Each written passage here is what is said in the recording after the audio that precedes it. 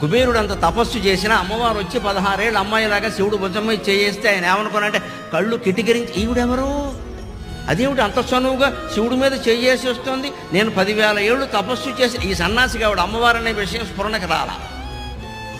లేకపోతే శివుడు భుజం మీద అమ్మవారు కాకపోతే సినిమా యాక్టర్ ఎవరన్నా వచ్చి చేస్తుందో దానికి అంత దమ్ముందా?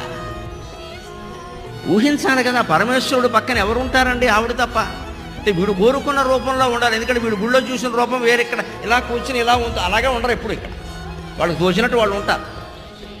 ఊరుకోగించాడు, కనుసేగ చేసినట్టుగా కళ్ళు కికురించి అసూయతో చూశాడు. ఒళ్ళు మండింది అమ్మవారికి. నువ్వు వీడిని కుబేరుని చేస్తే చేయొచ్చు, వాడికి లక్షల కోట్ల ధనం ఉంటే ఉండొచ్చు, నవనిధులు వాడి దగ్గర ఉంటే ఉండొచ్చు, నన్ను ఏ కంటితో వంకరగా చూశాడో ఆ కన్ను జీవితాంతం అలాగే ఉంటుందని చెప్పించిందమ్మా. శ్రీమద్ రమారమణ గోవిందో హరి. శివుడు వరం, అమ్మవారి శాపం, కర్మ అనాలా అదృష్టం అనాలా?